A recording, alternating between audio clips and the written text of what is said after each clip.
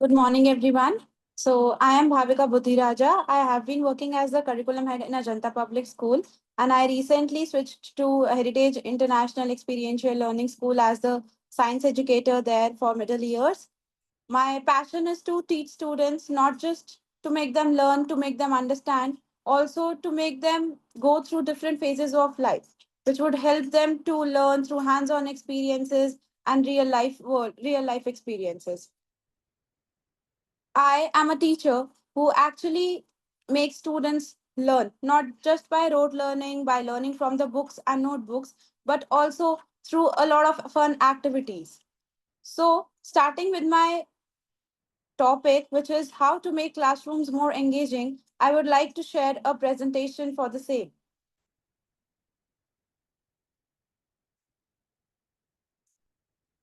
I hope that the screen is visible. Yes, ma'am. Yes, Miss Bhavika. Yeah.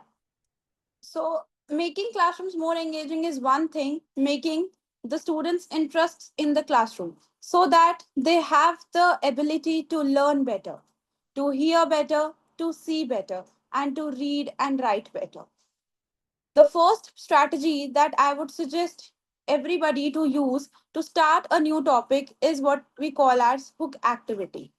A hook activity is a fun activity, is a fun thing that helps us to build the interests at the first go for a child. I would give some examples of these activities like mystery box or bag, picture prompt, what if scenario, and quick quiz.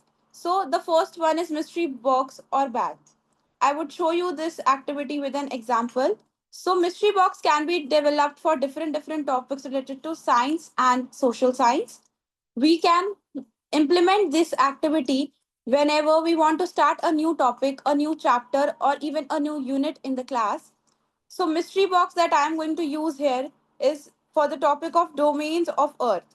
We all know about domains. They are basically hydrosphere, lithosphere, atmosphere, and biosphere. Now, how do we introduce this topic into the class so that it becomes interesting and engaging for each of the child who is sitting in the class? Is by making a mystery box ourselves. So, what we have to do is we have to create a bigger box. Into the bigger box, there will be smaller four boxes which will represent the different spheres of the earth like biosphere, hydrosphere, atmosphere, and lithosphere. And then we will divide the class into some crews. After that, from each crew, one member will come forward and choose any one thing from the mystery box. So, mystery box will contain very little substances like a balloon, which is air inflated for atmosphere, some cotton, which will represent clouds for atmosphere, a hot air balloon, which can be in the form of a sticker or a drawing, which has to be there in the atmosphere box. Similarly, for hydrosphere, we can keep some fishes or aquatic plants, animals. We can also put some water inflated balloons which depicts water so the student can refer to hydrosphere. Similarly, we can put some of the substances like some toys for animals in the biosphere and some plants like a rose or something. We can also put some drawings or miniatures of these things. And in lithosphere, we can put some sand, stones, rocks, their pictures, or maybe putting them, picking up from the ground will be a better thing so that the students can touch them, feel the texture of the stone or the rock, and then identify that these things belong to the lithosphere.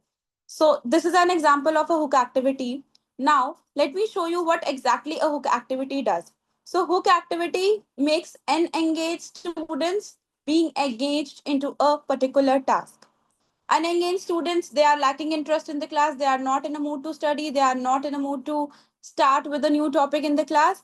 But after doing this hook activity, which builds interest, they are going to be engaged in the class, and you can see this simply by their active participation that they will show. This was one mystery box. The other one is a picture prompt. Picture prompt is one thing, like you can show a picture of something and start with it. It is basically when you have to start with a new topic in the class, like types of plants, creepers, climbers. So I'll not tell what is what. I'm just going to show pictures of all these together, and then let students explore about it. What kind of plant they are going to study now. And it might be that the correct responses will come from the class within. Now, there is a what if scenario. Instead of showing them a picture or a mystery box, this is a question which we can prompt to them. We can build a scenario and tell them, what if you have to do this task in such a way, what will you be doing it? So just putting the child into the framework of the of the author or of the practical aspect, we can actually help them to build interest. Then there is a quick quiz. This can be done by the introduction of a topic. We can test the prior knowledge of a child, and we can also tell them to see where they stand in terms of understanding themselves. So this can be a task which can be self assessed by them, and then they can have more clarity on their understanding of a new topic, even without the topic is being yet done in the class. So hook activity is one thing which makes you the starting of your class very very interesting. Coming on to another thing which is exit ticket. So like hook activity builds interest during the starting of a class. Exit ticket is one thing which builds interest by the ending of the class, like ending of a topic or ending of uh, a unit. This basically is a closure to all the stuff that we have already done in the entire class. It can be done daily, it can also be done by the end of a unit, or if there is any important topic that we have covered during one class, we can do this at that point of time as well. So, exit ticket can also be of three types basically. One is two things clear and one thing cloudy. In this, the student identifies the clear concepts that he has understood well, and the cloudy concepts, the concepts in which he has to put more efforts to learn it, or the concept is very, very new to him and he needs more teacher guidance over that topic. So you can check for the understanding of a child how much he has got the topic by making him do an exit ticket, which is two things clear and one thing cloudy. The other one is 3-2-1 summary. In this, the child will be writing three key takeaways from the concept that you have already done in the class, two things that the child has to learn more on, and one thing that the child has still doubted. So this summarizes the total understanding of the child for the topic. This can be basically done for a basic conceptual topic in the class. Then the other one is reflection question.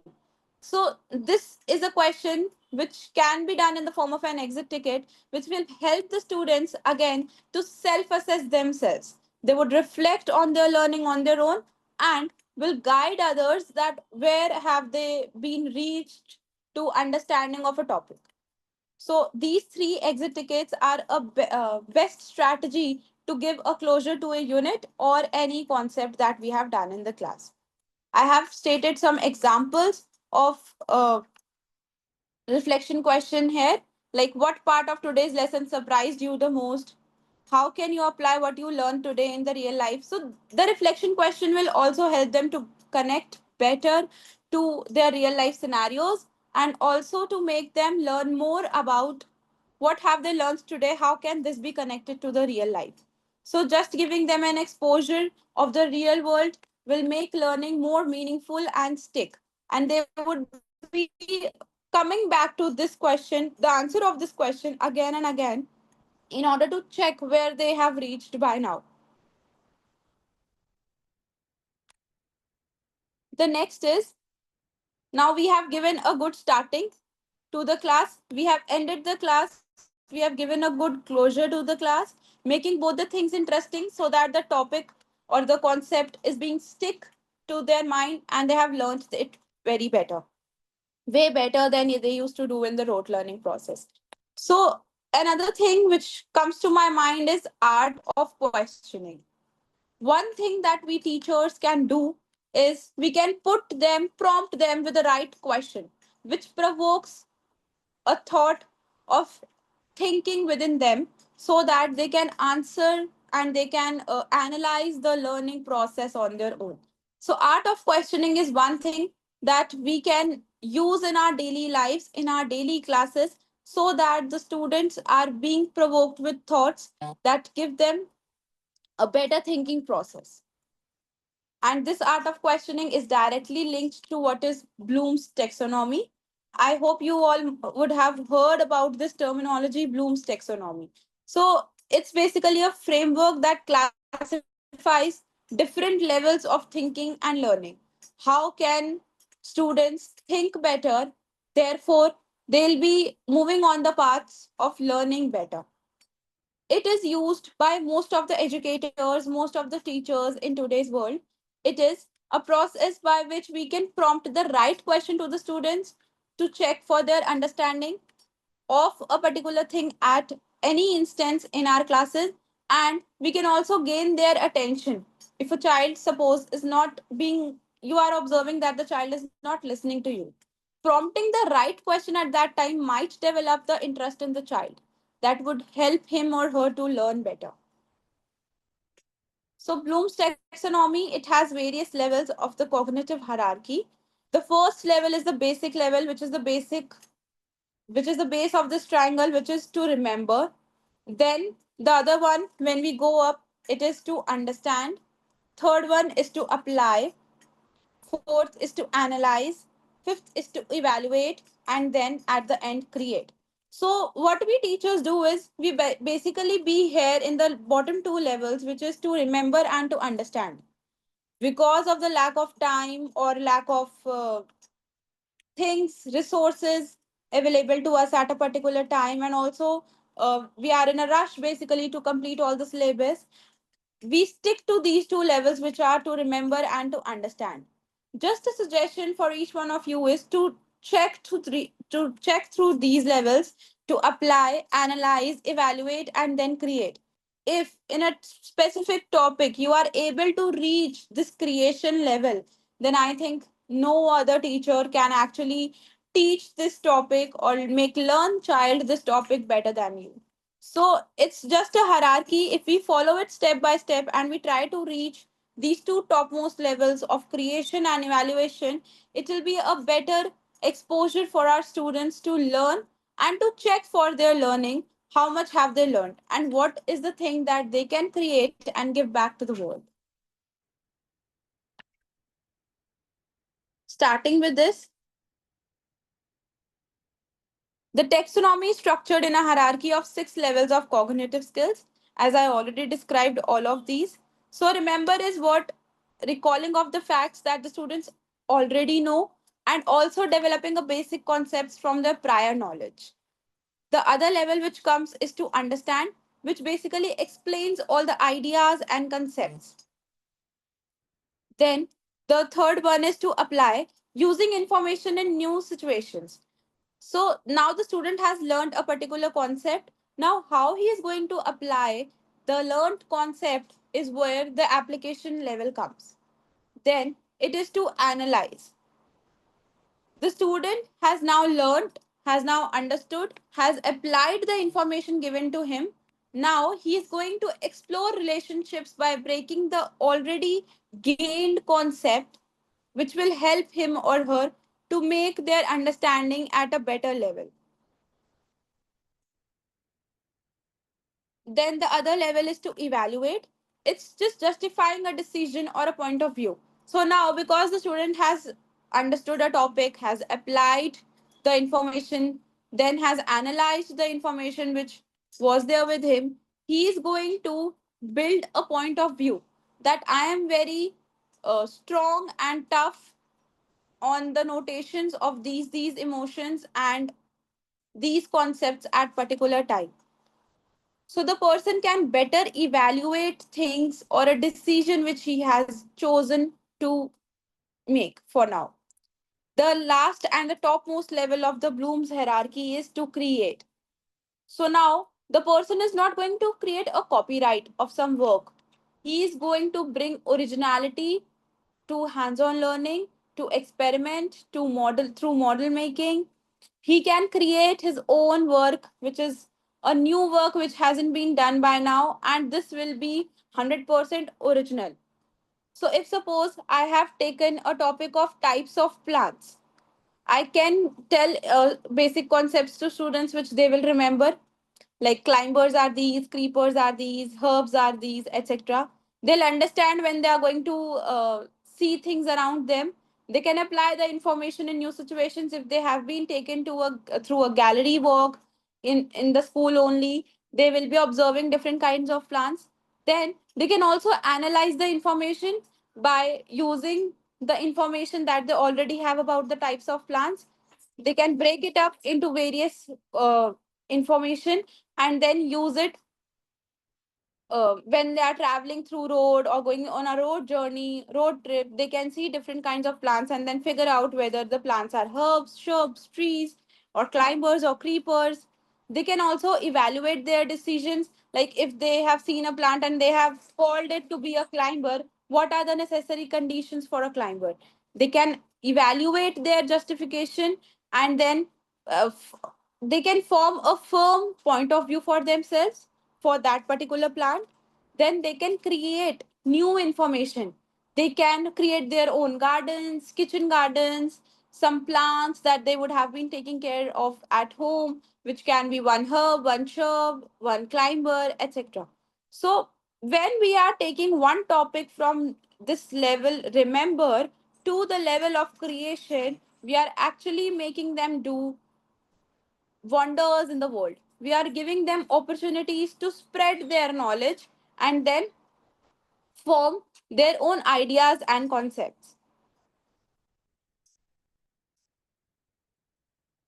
Now, so applications of Bloom taxonomy in education, we can use this strategy to form the learning objectives, to design our assessments, to differentiate instruction. So there might be students in the class who cannot learn in one go, and they have different learning needs. Like some students learn better through visual aids, some learn better through audio aids. So we can provide both of them to these students so that they can learn better.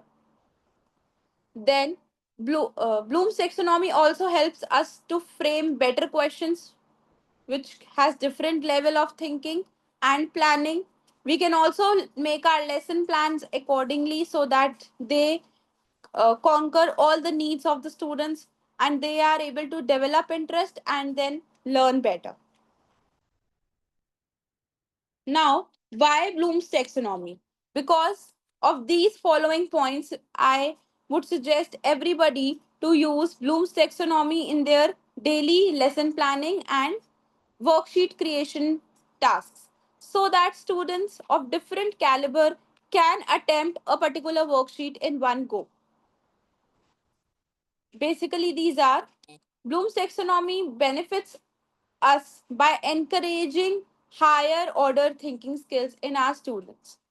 It also helps us to develop problem solving and critical thinking. I think these skills are really important to be developed in a child in a particular way so that the child is learning better. Then it supports the progressive learning. It enhances the teaching and assessment. We can teach them, but we have to also be very, very vigilant while assessing their tasks, while assessing the work which they have done.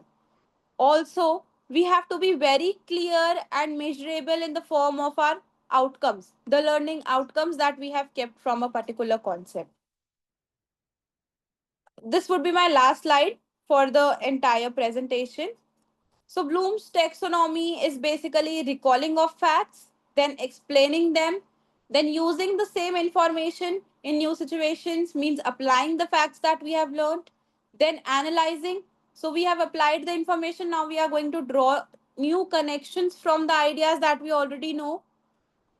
Then we are going to evaluate our decisions or any idea concept that we have learned, and then the topmost level talks about producing new or original work.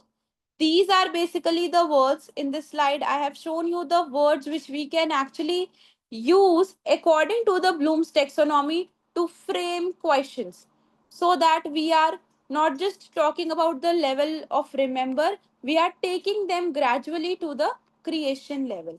Here I would like to end my presentation, and I would also like to thank School Reforms platform for giving me such an opportunity. Thank you everybody. Thanks, Miss Bhavika. You can stop sharing your screen, ma'am. And Sure.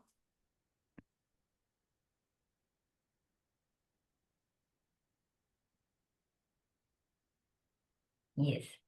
So I have a couple of questions to ask you, Miss Bhavika. You mentioned the 3-2-1 summary ticket and one thing clear, one thing cloudy reflections, right? Yes, ma'am. So, what other quick assessment strategies have you found useful other than these? uh, Ma'am, giving them a crew task in which they have the cutouts. Like if I am taking a topic, I'll tell you this by an example. If I have taken the topic of aerobic respiration in the class and anaerobic respiration, now how do I know that students have understood them through different aspects? So what I'll do is I will create a fun activity for them to make sure that they have learned things. I will give them cutouts, mixture of what comes under aerobic respiration and what comes under anaerobic respiration. So then they can actually paste the cutouts, classifying them into both the types of respiration in a crew. So if there will be a child who is not able to learn individually, somehow will be learning through the crew task. So Mhm. crew task is another way in which we can actually end or close a topic. Okay. So, what strategies do you use to support students who may not have the necessary prior knowledge or skills to engage with the lesson? Yeah. So for students of such kind, we can give them a reading sheet, is basically what I do in general. Giving them a reading sheet which has the information which I assume that the students should already know. If not knowing, they can know by going through the reading sheet. And another strategy is that instead of giving them a reading sheet, we can give them a quiz and tell them to research and complete the quiz instead of doing it right now in the class. So they'll go over the web, they'll search in the books, and they will gain the prior knowledge which they earlier were not having. Mhm. So, how do you encourage students to ask questions and explore topics in depth? So asking questions is the one thing my class students actually love, because I am there to guide their answers. I will not put tell them the answer or put the answer in front of them directly. What I'll do is I'll prompt certain questions onto them, and then they have to answer. The prompting questions will lead them to the final answer or the correct answer on their own. So this is the cycle that I usually follow in the class.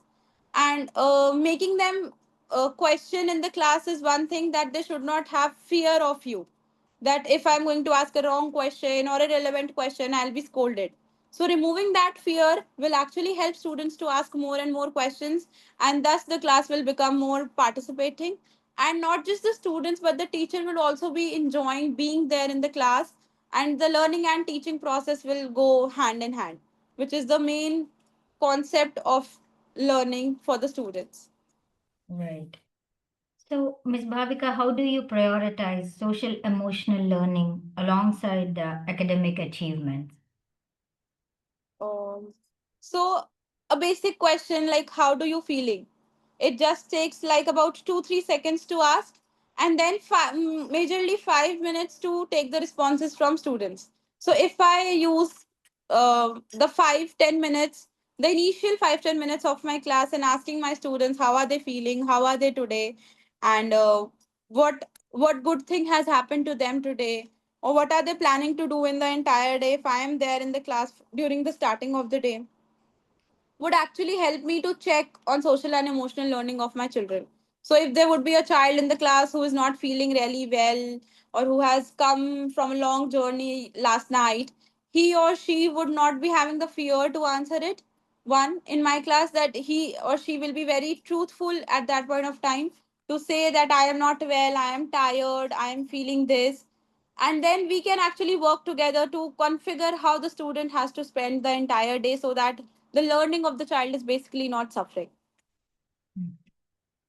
So, what resources or professional development opportunities have been most helpful to you in your role as curriculum head? So I had done this course IAT from Heritage Experiential Learning School. It's I am a teacher, it's a diploma course. This has helped me to gain hands-on learning how to teach students. It has actually taught me how to develop the learning of a student, not just by telling them that we are doing this, by making them into the process that we together are going to do this now. So there is a very thin line of making me the resource person in the class, and the other case is making me and the students both together the resource person in the class. So if we go by the case 2, will the class would learn better, not just from the teacher but from the students itself. So the learning can happen from student to student as well in such a case. So, what's the name of the course, ma'am? What is it called? It's called as IAT, I am a teacher. Oh, okay. Great. IAAT Oh, is the short abbreviation that we use, and the mm, full form is I am a teacher. oh, nice. So, coming to the challenges, Ms. Bhavika, what challenges have you faced in implementing the strategies you followed and how have you overcome them? So one of the challenge that I usually face in class while to overcome which is very very difficult is the time constraint that I have very particular time, like 5 6 slots for completing this topic or this chapter, but I think students should be given more time. So what I used to do is I used to take their extra periods or substitutions so that I can make their learning fun. Not just to complete the syllabus is my task is to make their learning fun so that they are starting to learn by themselves, and it's not just me who is teaching them, it's them who are actually learning. How do you measure the success of these strategies? So by using a specific criteria for using a specific success criteria, I have certain things which makes a child standing into excellent, makes a child standing into very good, and then satisfactory. So to work on the satisfactory child is my main task in the class, so that they can also reach to the level of excellent. Last but not the least, ma'am, what advice would you give to teachers who are just starting to explore ways to make their classrooms more engaging and student centered? So the entire classroom actually can be made fun, engaging by starting it with a hook activity. Then you have to put the prompts and the questions in a correct way. You have to prompt the correct type of questions during the lesson that you are delivering at a particular time, and then ending the class with a exit ticket. So 5 minutes, 5 10 minutes of the hook activity, 5 10 minutes of the exit ticket, and 20 minutes of deep learning by the students will help us to make classrooms more engaging. Nice. So, School Journal of Education and schoolreformer.com, thank you for the talk and for patiently answering all the questions, Ms. Bhavika. Thank you so much, ma'am. Anything else you want to mention before I end the session? No, ma'am. I would also like to just that. I would also like to thank the school reform platform to giving me such an opportunity to put my words into form of slides, and then help other teachers also to grow in the path, in the journey which we are moving together. Thank you. Thank you so Thank much. you, ma'am. I'll end the session now.